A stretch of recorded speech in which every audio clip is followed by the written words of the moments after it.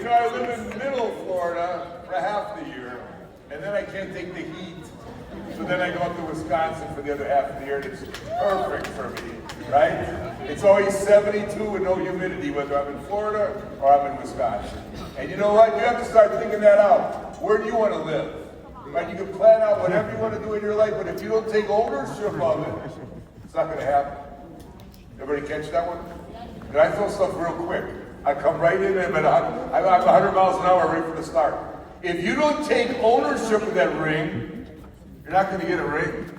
You can't just say I have a ring. You have to take ownership of it with your words, with your heart, with your imagination.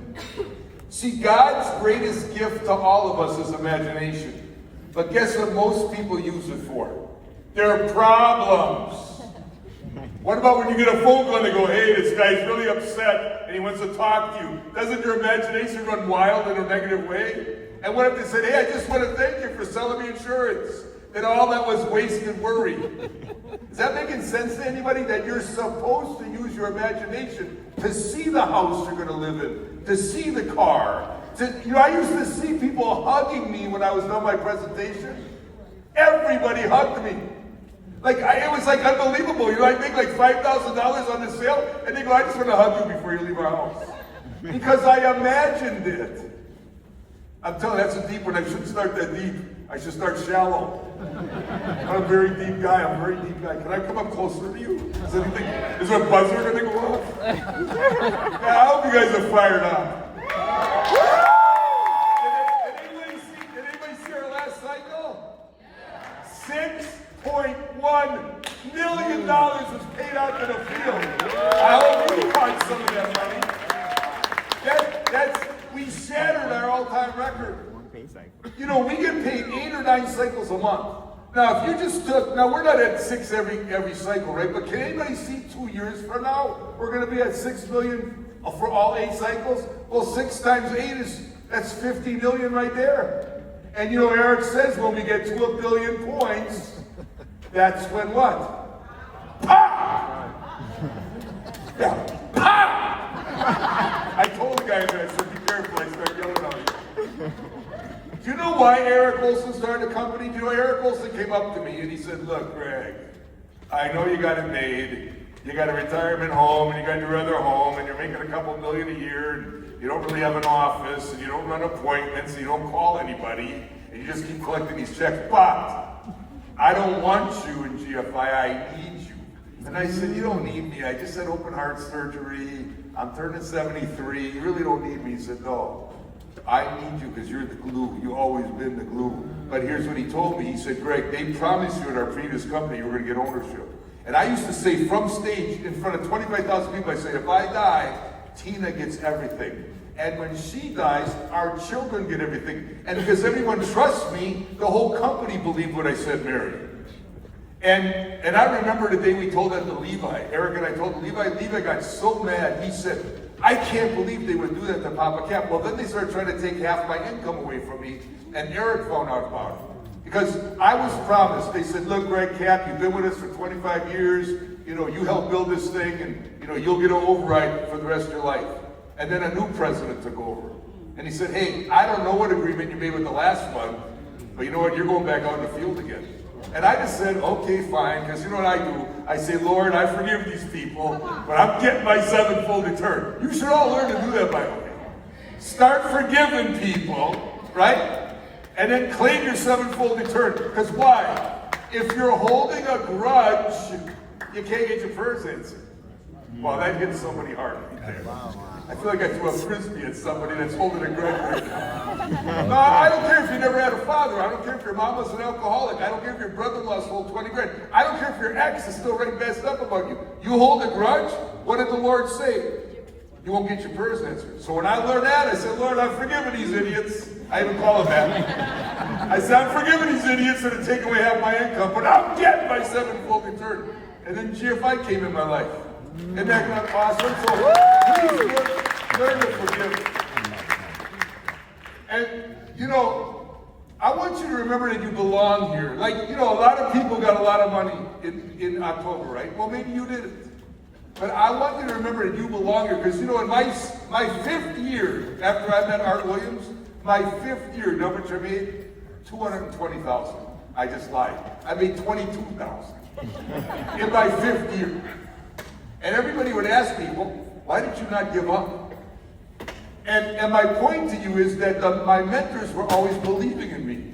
And I was thinking, like, I'm not bringing much profit to this company at all, right? Like, why are they still believing in me? Why do they even know my name? Why do they keep saying, hey, Greg, you're getting better? I'm like, oh, really? I went from 21,000 to 22,000 in a year.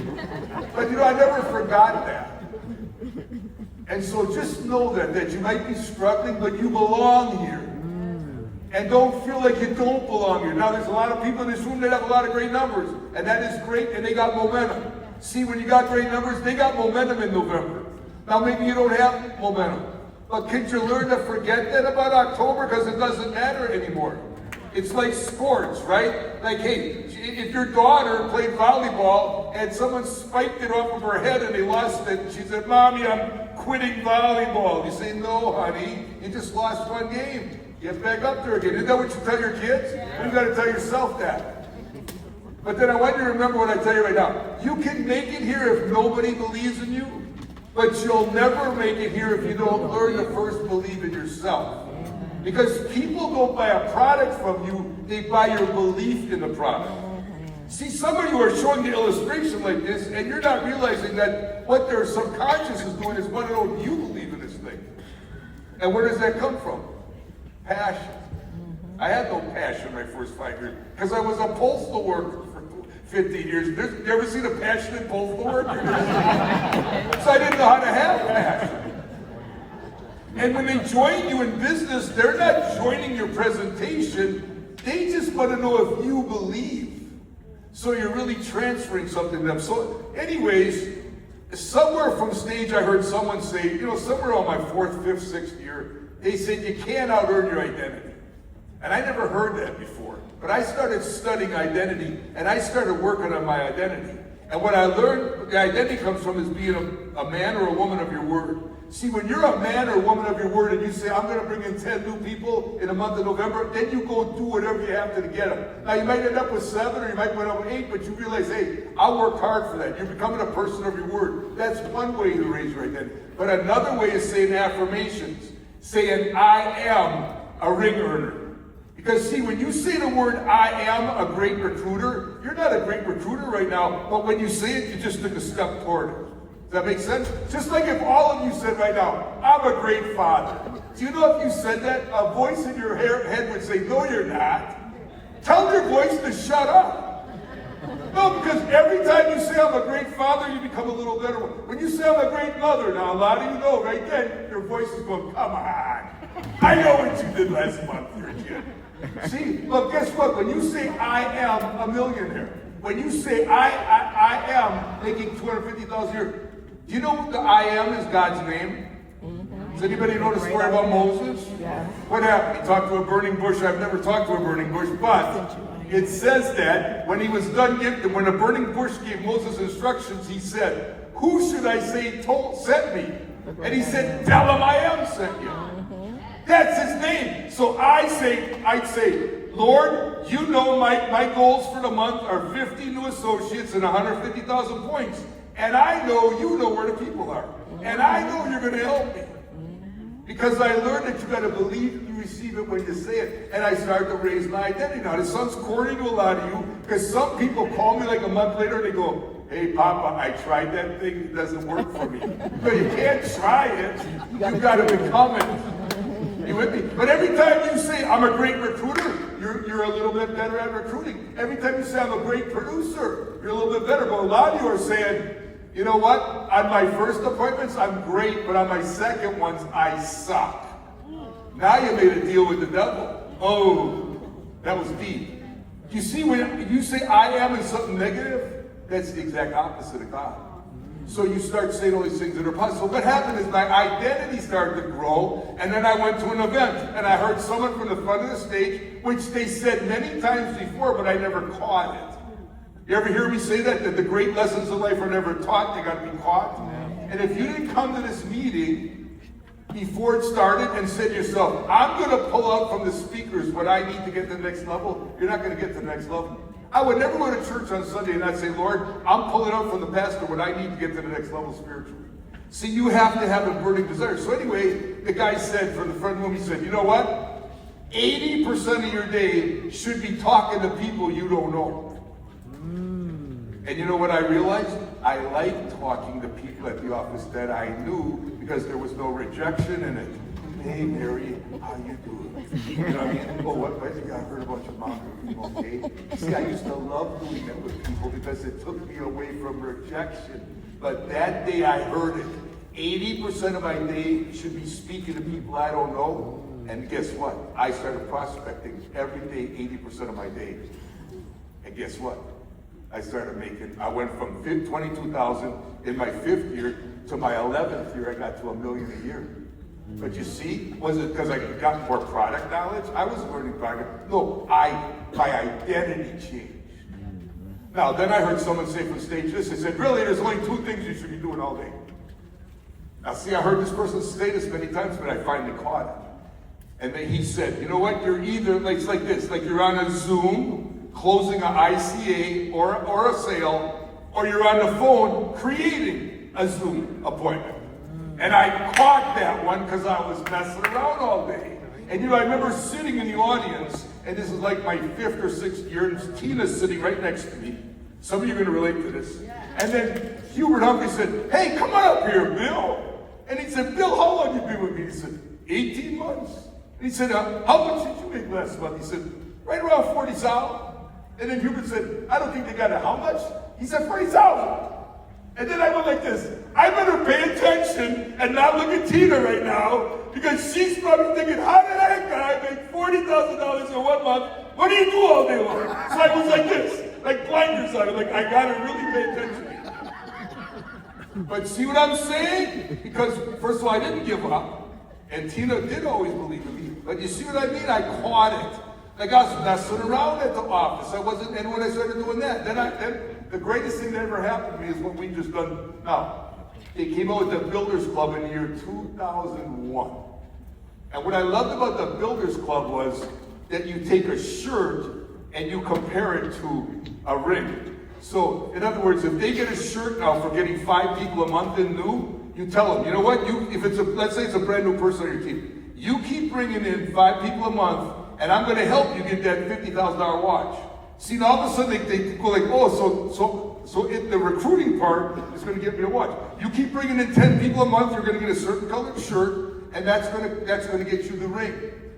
And that's all we said to people. And then my whole team exploded.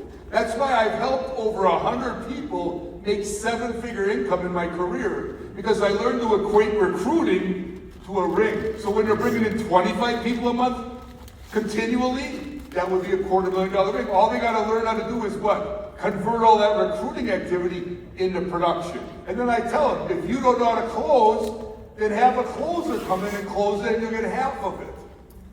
Wouldn't you rather get half of something than all of nothing? Yeah. Because if you're going on a Zoom and you're trying to roll over $200,000 and you're a little insecure on the inside, you know what the people are going to pick up on? Not your words, your vibrations. And they're going to say to you, you know what? Now you said all the words that your mentor said, but they're going to say to you, you know what? My wife and I, we want to think this over. You know why they came to that conclusion? Because they picked up that you really were a bit insecure on the inside. Now, how did I overcome it? I said, you know what? I know what I know. Walter's heard this so many times. He can't handle it. I know what I know. I know who knows what I don't know. And that's all I need to know. And now I went on these appointments, I was like King Kong. I was like, oh, hey, what's going on? So they start telling me, you know, I got my money. It's in a trust. It's an irreversible, unpredictable, ill-usable. That's what it sounded like to me. But I stared him in the eye. Because I found out something, man, don't ever break eye contact. Because when you break eye contact, what if you ask me, how can you guarantee that I'll never lose my principal in my insurance policy? And I went like this on Zoom. Well, guess what you're thinking? This guy don't know what he's talking about, or he's lying to me. So I just stared him in the eye the whole time they talked. My money's in this, it's got this, it's got this. And at the end, I said the same thing. You know, I'm about 80% sure of the answer to your question. but I would never answer a question unless I'm 100% sure. And I know one of the best financial planners in the country, and I'm going to set you up on a three-way text with them. And then if you want to move forward, and if you don't do it. And then guess what I did? I got him on the three-way, and then I went like this. Oh, Lord. I'm very good at this. I said, oh, Lord, I know that he or she is one of the best financial planners in the country. And she's not going to sell the product that gets her a trip to Hawaii. She's going to sell what's right for the client. And so, Lord, I'm thanking you for helping persuade her to have that person roll their money. And of course, Lord, you know I'm getting half of it, so I'm thankful. See, I always work like it's up to me, but then I trade like it's up to God. And some of you aren't doing that. And you don't realize that God wants to prosper you. Did you know in his word, he says in Jeremiah 29:11, I have plans to prosper you. Wow. But you're not taking it personal. See, when I read a prayer, I take it personal. So I say, Lord, your word says, I didn't say this, your word says that you want to prosper me, and I know you're going to prosper me. So I'm going to work like it's up to me, but I'm going to pray like it's up to you. And I'm asking some of you to do that because your family's depending on you. See, some of you don't think you're going to get a pop check. You're going to get a pop. Eric's giving out so many $1 million pop checks. Just that's like the minimum one people are going to get, right? Well, why wasn't your family going to get one? See, you better start taking ownership of it. And saying, you know what, I didn't understand the POP program before, but you know what, I'm going to start speaking like Greg does, and I'm going to say, you know what, my family's getting at least $1 million check. And then I would write it down somewhere, and I'd say, what are we going to do with our first $1 million check? Okay, first I'm going to give $100,000 to my parents. And then you should visualize this, that as I hand my mom and dad the check, they're crying, like, oh, no, don't give it to us, sweetheart. You worked for it. I say, no, mom and dad, you weren't perfect parents, but I've been dreaming about this day. I want you to have this money. See, the more you take ownership of something like that, the more the clients come to you. Is everybody catching this part? Your imagination's powerful. Then what? Oh, we're going to get this place in the Caribbean, right? And then you know, but some of you are going to get a $25 million check. But you don't see it yet. And here's what you don't see. Some of you are going to get a $100 million check. Why? Because right now, let's say there's a person that's in Fort Lauderdale that owns 40 hotels. And when they were 28, this husband and wife, it was a dream. All these, every day people were paying right at the hotel, and they were making all this money, but now they're 58.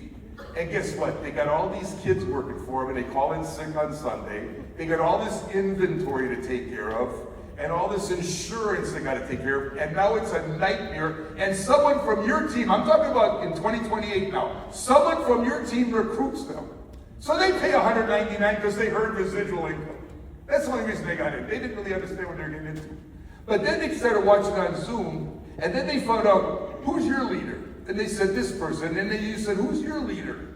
And then they said this person, and then they called you and they said, listen, do you know who that old guy is? They call him Papa something, and then you say, you mean Papa Kapp? They go, yeah, that guy. Did that guy really make for 23 straight years in his previous company a couple million a year in residual income, and he didn't have an office, he didn't do any sales calls, he didn't call any prospects, he just went around the country telling a story to say, yes, we pay residual income in financial services.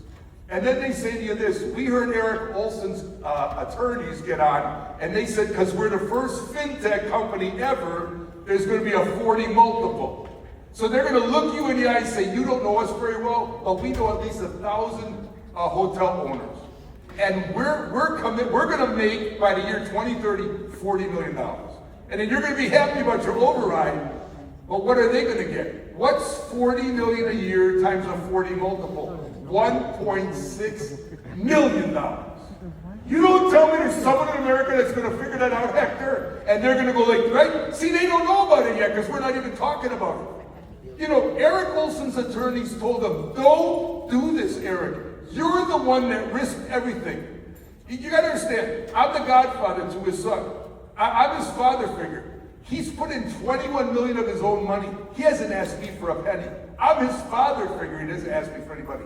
He's put in, and the attorney said, you put in the $21 million. You're working 20 hours a day. You're the one that's taking time away from your whole family. Why would you want to give ownership to people you don't even know? And he said, because they didn't give ownership to my mentor, and they lied to me too. And he said, I want to make sure. And we went to our first signing for ownership. And we went to New York Stock Exchange. And I watched Eric that day, right? Because he brought up each person, right? Like he'd say, okay, I want Melinda to come up first because she's been helping me for 4 years trying to start this company. Then he said, okay, I want Anthony, my best friend since I've been 5 years old. I want him to come up here next. And he named each of these people. And I looked at his face and I was like, I've never seen that look on his face before. And I know Eric very well. And I was trying to figure out what is it about Eric. And I realized this is his dream. Giving away the owner. Like, I'm getting goosebumps on my legs right now. Eric's dream was to build a company and give everybody ownership because he never got it. And I don't think you're going to hear another human being like that. Is there anyone else that's going to do that? Take on all the pain, all the lawsuits, everything he's going through, and want to give it out? Because I believe that God hand chose Eric Olson to flip this whole financial services industry. Yes, yes. And you are here. You're blessed to be able to do it. But what are you going to do though? Are you going to do the same thing you've done for the last 30 days? Is something going to change inside of you? Because I'm telling you right now, when we would go to these companies, I would tell them the story and say, you know what? God told me 9 years ago that we're going to be the Amazon of financial services. And I thought, when I woke up one morning and wrote that down, I started going all around the country. And I said, I got a big announcement for everybody. This is our old company. And I said, we're going to be the Amazon of financial services. Yeah. But guess what they all did? They looked at me like, is he going into a nursing home? What does that mean? They didn't even believe me. Even Eric said he didn't understand me when I said it. And then we went to see Ethos with Marty. And that was my first meeting. And Marty said, you know, he can approve a policy in about 5 minutes with no medical and no blood work. And I was like, that's it! And guess what? All these companies at first said, no, we can't do instant approval. It costs us hundreds of millions of dollars. And then guess what Eric did? This should not be on tape. Eric gave him like a couple thousand apps. Then he said, are you going to do instant approval now? And I said, you have no idea how expensive that's going to be. He goes, well, what I could do, I could give those apps to another company. And they said, I think we came up with instant approval. I'm telling you, Eric is something else. But see what? All I'm saying is, what does this all mean for you? You got loved ones, right? There's a legacy you could leave. You could change your last name forever. But then something's got to change, right? You got to change your identity. And then you got to learn, like I did, right? That Genesis 1:26. I'm going to end with this one if there's someone coming up after me. Genesis 1:26 says, this is God talking to all of you. I made you in my image and my likeness. Now see, some of you hear it, but you don't internalize it. Can you tell one day I internalized it? I said, okay, my biological father gave me everything he had, but he was missing some stuff. And then I realized that God Almighty is over our parents, and once we realize that we're made in His image and likeness, He gives us everything we were missing from our parents, everything we were missing maybe from our spouses. And that's what I learned, that God's trying to get to you everything you need to know to be successful. Now, why would God want you making $1 million a year? Because God knows that money makes good people better and bad people worse. What's all the money doing for Greg Kapp? I still believe that at any moment I could be a homeless person out there. That's right. That's why I stay humble. Because I still believe that no matter how successful I've been, I know I'm this far away from I could be a homeless person out there. That's why I'm grateful to God for what He done. But I'm telling you right now, God loves you. He got you here first. You're in this company before everyone else thinks about it. You know, Eric just recruited a guy that makes $8.4 million a year. And I always call these guys up and go, okay, well, why would you come to GFI if you're already making $8.4 million in your own business? And he said, Greg, when I started, I was in my early 20s. Now I'm in my 40s. And I don't have the same energy I did. And when I heard you were getting that residual income for over 23 years, he said, that's what I want to make sure that for my children now, I want to get that residual income. But then he said this to me. He said, the POP program, when you realize this is a $300 trillion industry, he said, I wasn't there for Netflix when they went public. I wasn't there for all these other companies like Amazon that went public. This is the first time in my life I was at some place where I could trust the people, and I want to get that gigantic check. Now that's just somebody that just joined us recently, but you're hearing about it. All I'm asking you is, you can think big and you can think small. When you think about your problems, you're thinking small. When you think about your goals, you're thinking big. You can talk big and you can talk small. If you talk to your friends and say, you know what? I had 2 canceled Zooms last night. And then your friend goes, oh, I feel so bad for you. That's such a sad conversation, isn't it? But some of us are doing it. In the 23 years I know Eric Olson, he's never once told me a problem. And I'm not only his mentor, I'm his spiritual mentor. Because he realized, why would I want to bother my leader with a problem? But then some days I try to trick him. I look him in the eye because I know what's going on. I go, Eric, you know, if you want to tell me something, you shouldn't say it to Sandra. She's your beautiful wife. And you don't want to tell your kids. And you don't want to tell your team. Is there anything you want to dump on me right now? And then I look at his eyes and I almost see the problem go like this. It's flickering. And he goes like this. No! We're going to have 100,000 associates and we're going to do a 30 point.